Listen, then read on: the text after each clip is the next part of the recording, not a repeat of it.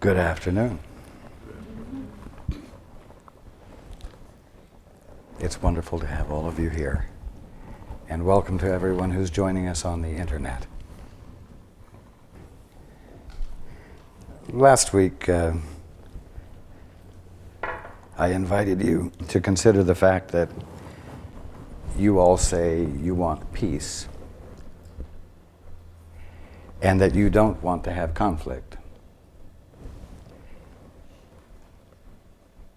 But if you pay attention to what you are giving your attention to, you will find that you are lying to yourselves. Because conflict gets your attention much more easily than peace. And yet, you might say that peace is the threshold of the kingdom of heaven. Peace is the threshold of the experience of unity, unconflictedness. Peace is the necessary experience to waking up. We've also talked about the fact that peace is an experience of singularity. It's absolutely indivisible.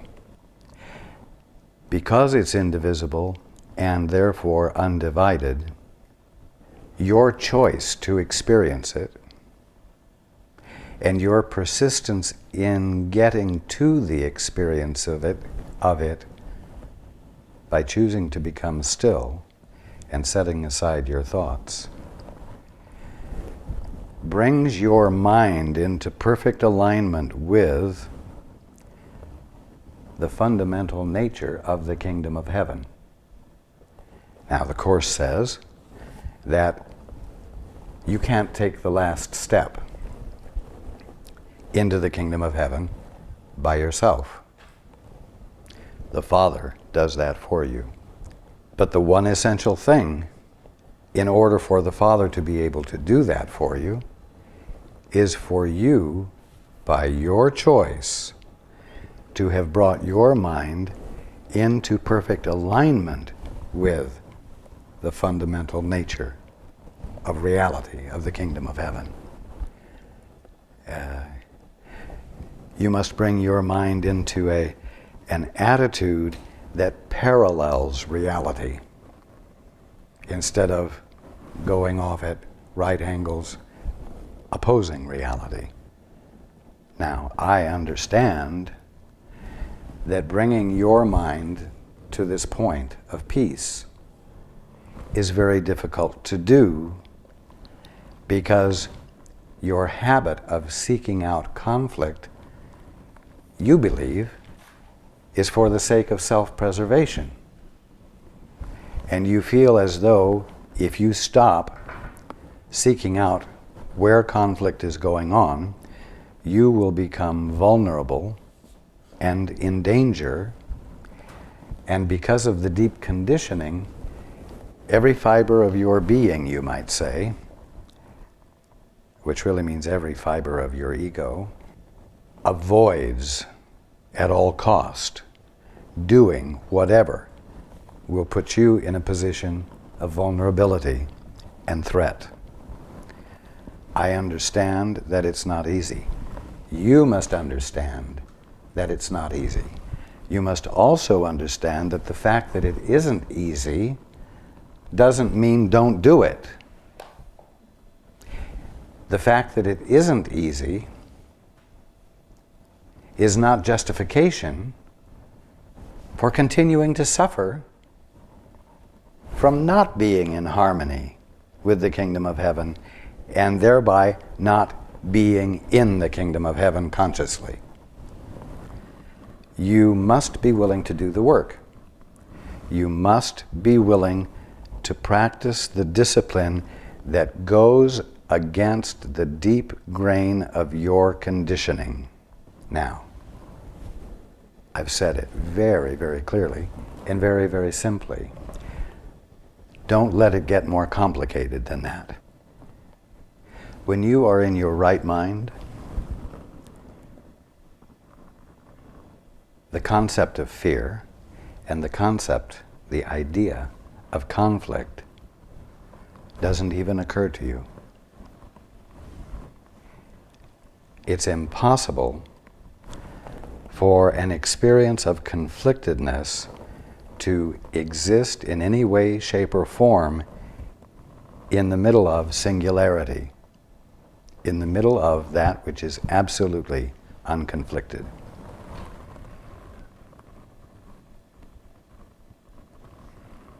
If you are feeling threat, if you are wary of that which is threatening, if you are constantly on guard, it's not because there truly is something threatening for you to be watching for.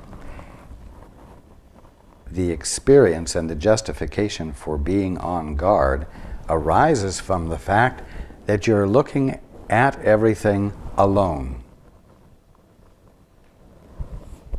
from your own so-called private mind, puny little separate private mind.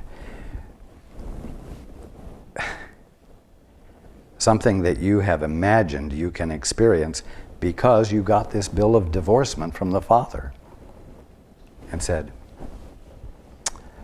I'm not interested in the way you're seeing things, Father. I want to have the experience of seeing it on my own. And I want to have the experience of giving it my own definitions.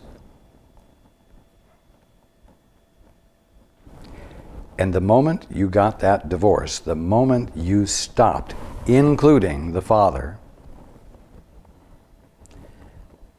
you were instantaneously in a state of fear.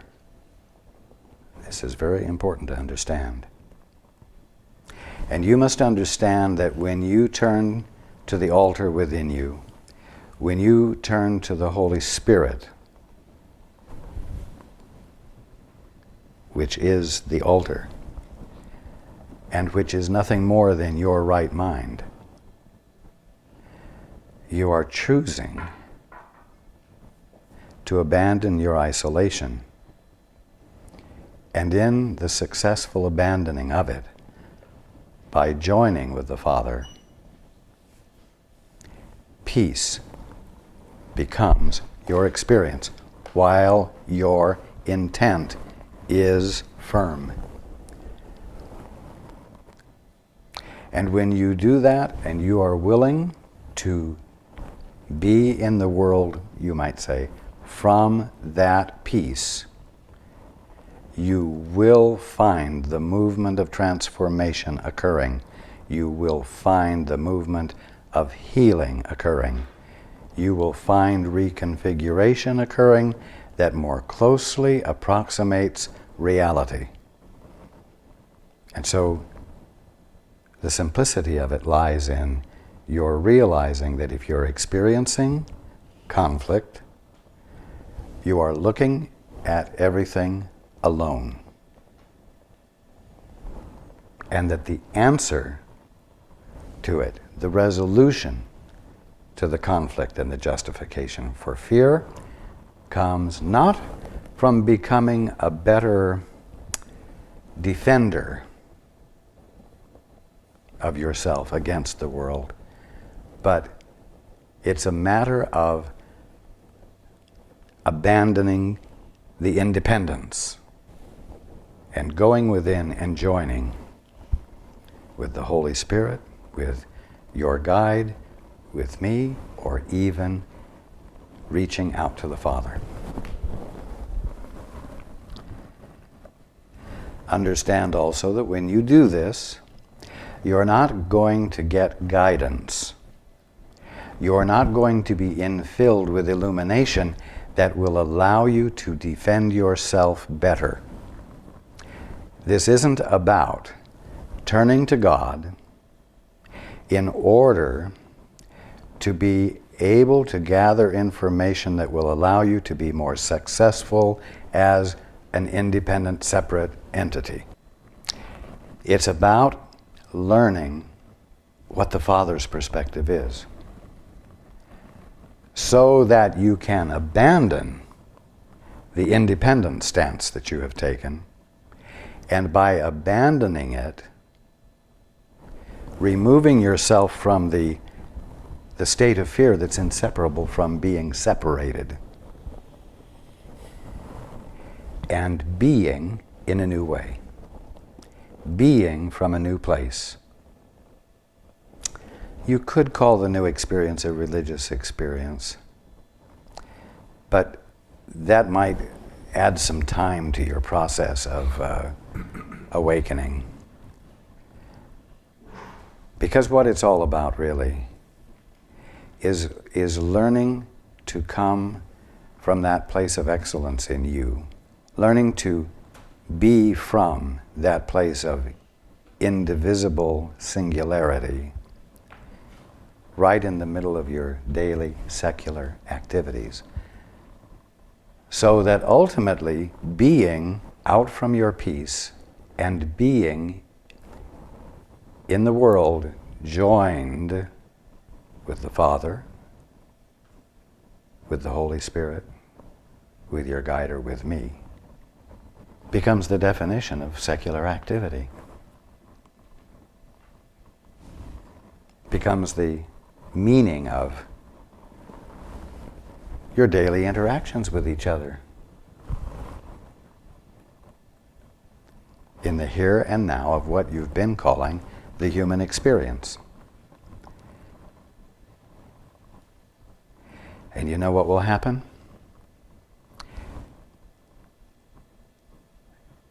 Because you're always teaching, and you've moved into a singularity, the singularity of peace, and you're embracing it, your behavior towards each other will become more humane. You will find yourself confronted by attack less and less. And you will also find yourself neglecting to hold harsh and critical thoughts about others in your experience. The subtle forms of attack that everyone engages in are constituted of having assessments about each other that haven't come at all from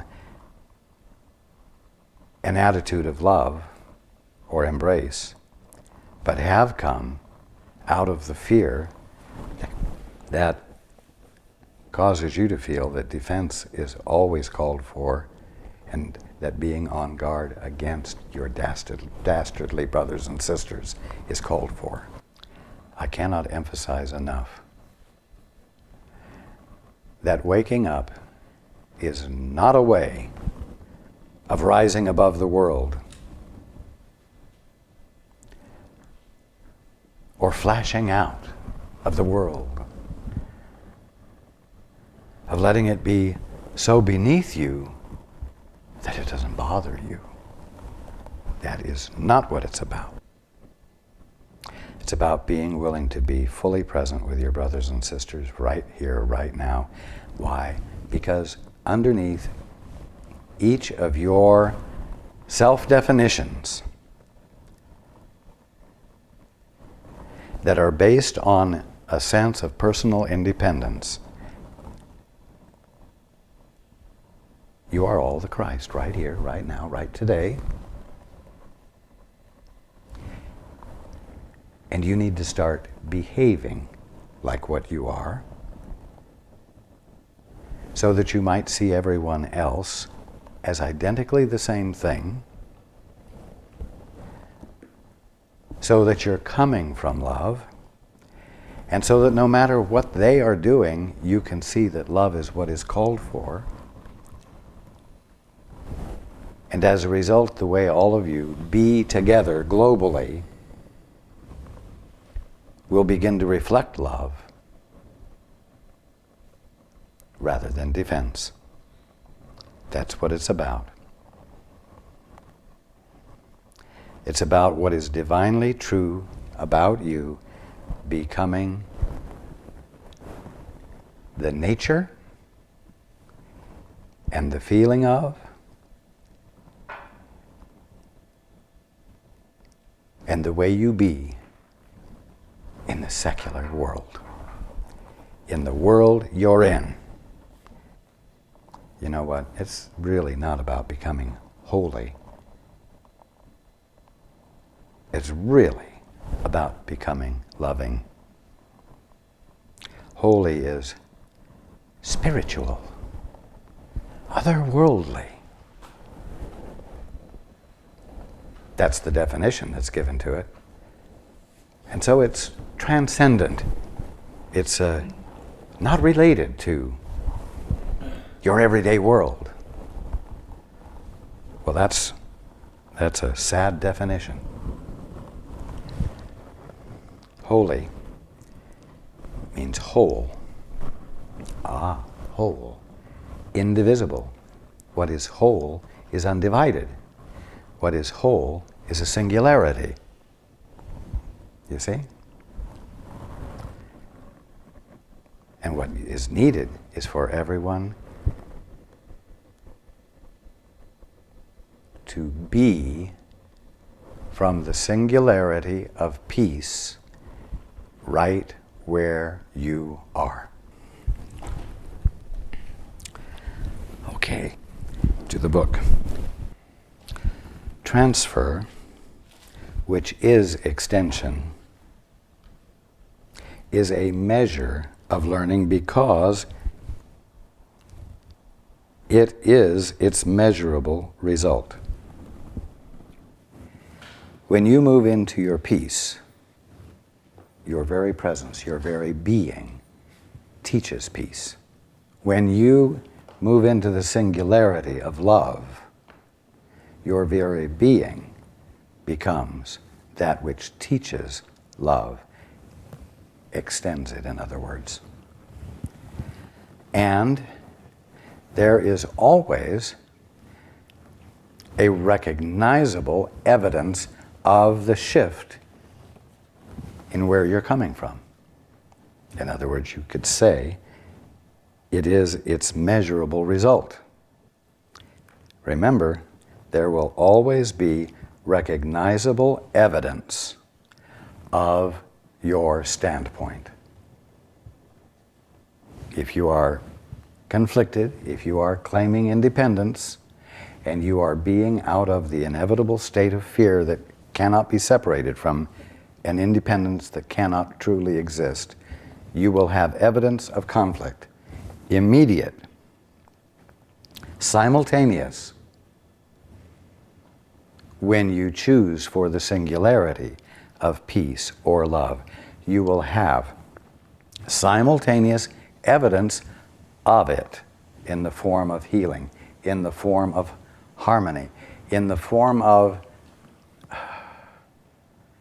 the absence of the seductive invitation of threat and the call for fear. Continuing, this, however, does not mean that what it transfers to is measurable. Now, this is very important. On the contrary, unless it transfers to the whole sonship, which is immeasurable because it was created by the immeasurable, the learning itself must be incomplete. Well, what on earth does that mean? I've said before that you must have an object of your affection.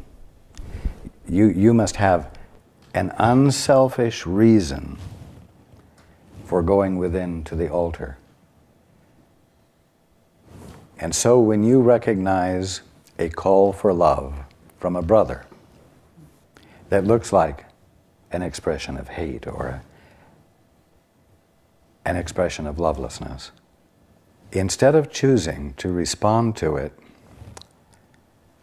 from your fearful, separated, defensive sense of yourself. You must choose for your peace so that you might move into a singularity and out of conflictedness. You must go into the silence, into your peace, because you recognize the bad behavior, if we can put it that way, as a call for love rather than a call for defense. And then you must care enough to extend love by first getting into your peace, out of which arises love. What we're at a point of discussing on this page in the Course is the fact that you must have a specific object of your affection to be the justification for your wanting to know the truth, because this further breaks your sense of isolation, not just from God, but also from your brothers and sisters. Now, if what we're going to discuss doesn't become clear to you, it does become possible for you to think that you, by having chosen to have a specific object of your affection, for whom you want healing, for whom you want beneficence, is something special you are doing for this one special problem in your life. If you get stuck there, your awakening will be delayed. There are no private thoughts. We've discussed this over and over. There are no private thoughts. You are always teaching. And whatever you teach, you are learning. So, you have an object of your affection, and you're having no private thoughts. By getting into your peace, you are freeing yourself of conflict, and you are extending that peace because you are teaching it. And as you teach it, you learn it. You are blessed further by it. If you think that your blessing is going only to this one that you have used as an object of your affection, then you will think that you are special, because what you are doing for this one single poor bastard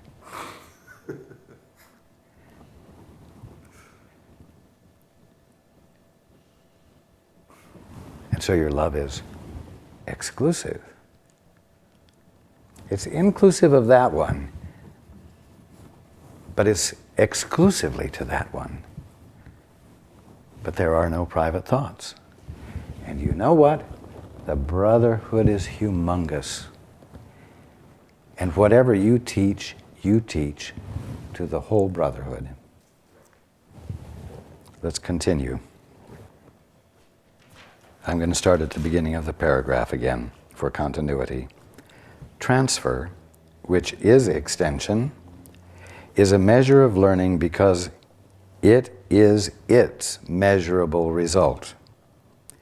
This, however, does not mean that what it transfers to is measurable. On the contrary, unless it transfers to the whole sonship, which is immeasurable, because it was created by that, because it was created by the immeasurable, the learning, your learning, the learning itself must be incomplete. To teach the whole sonship without exception demonstrates that you perceive its wholeness and have learned that it is one. Now you must be vigilant to hold its oneness in your minds, because if you let doubt enter, you will lose awareness of its wholeness and will be unable to teach it. It's really rather logical.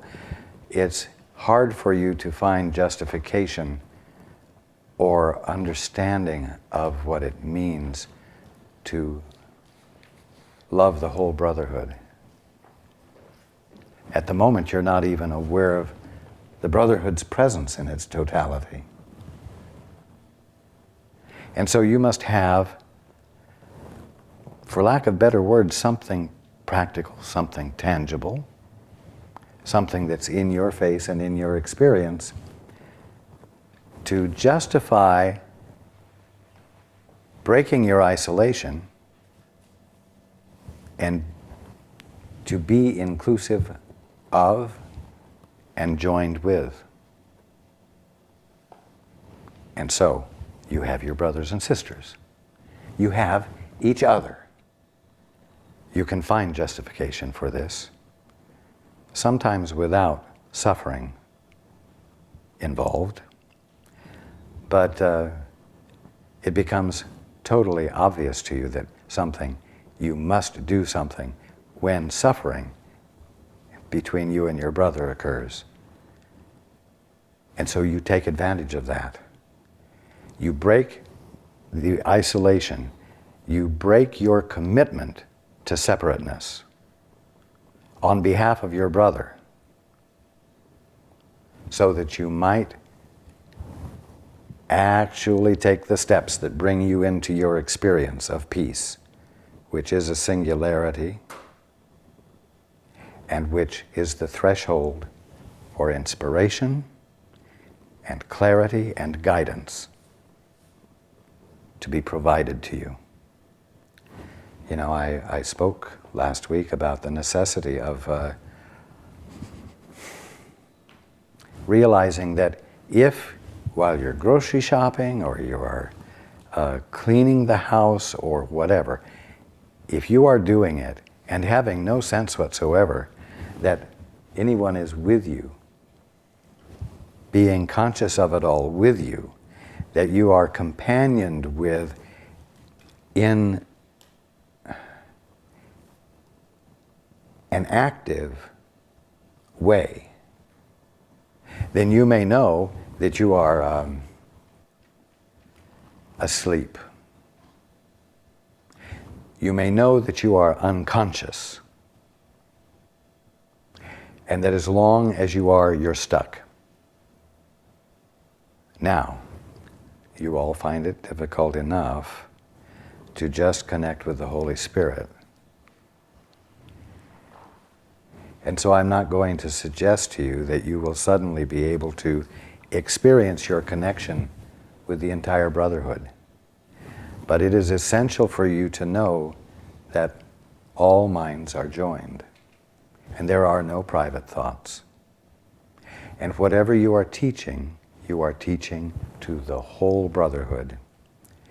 I need you to begin to understand that you're not just companioned with by the Holy Spirit or your guide or me.